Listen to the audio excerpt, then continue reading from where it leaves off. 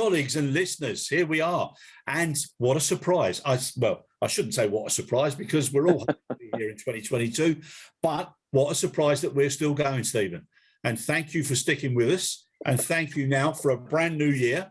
And who knows what's going to come up in this lovely 2022. Touch wood, please God, it's going to be better than 2021. I feel absolutely compelled to stick with you now, given the wonderful Christmas gift that your good self Salam and Parveen got for me. So I have to say I will be sticking with you for a little bit longer, Chris. Good. Now, Stephen, as is tradition, New Year's resolutions. Annie? No, I don't believe in them. Right, well, that put that to bed quickly, Simon, didn't it? Eh? We were hoping that was going to go on for about 5 or 6 minutes, but all right, fair enough. Right, that one's out of the window. Right, now, next one. Main topics that you think are going to be right in everybody's face now, especially the first quarter. What do you think they're going to be?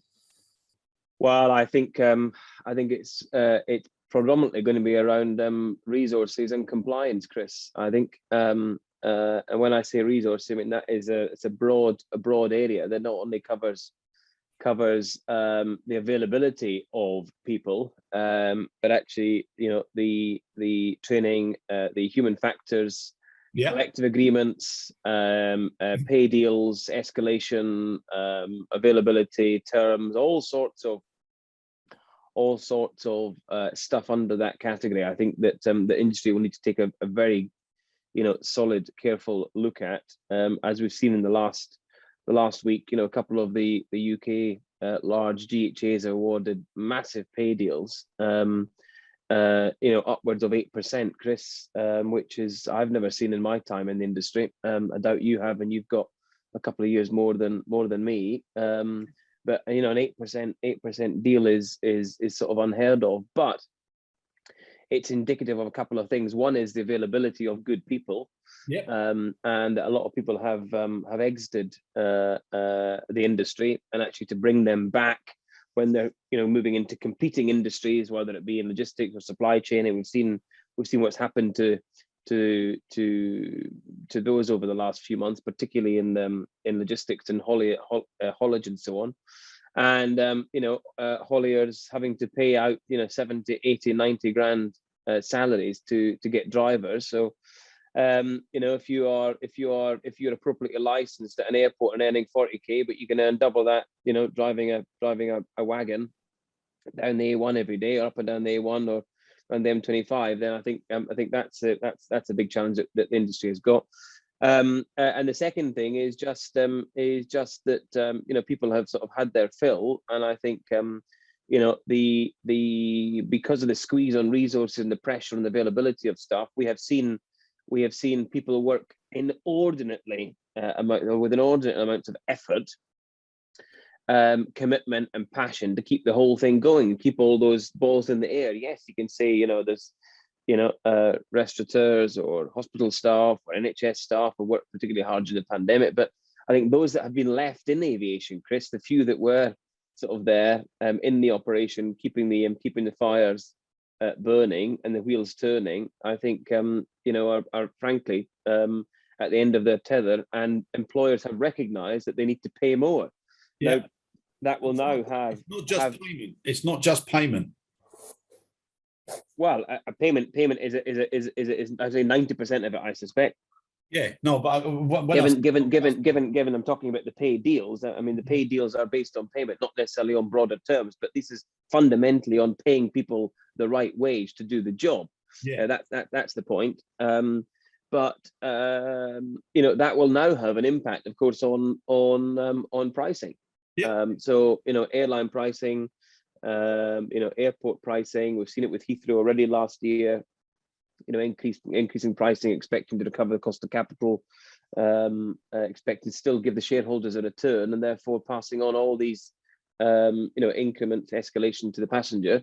We will see the same in the ground handling space, and the cargo handling space, where ground handlers are passing this on to the airline. Ultimately, the person that pays at the end of the day are people like you and I, the consumer, the passenger, or the consumer who's trigger happy on Amazon, for example.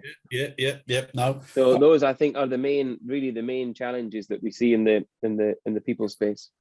Yeah, no, it's going to. I think this first quarter now is going to be a minefield all around people issues, and you there on fatigue and human factors. SMS now is going to be so important, and when I say it's not just about the pay rise, that's the foundation, obviously, to keep the skill and the expertise in place.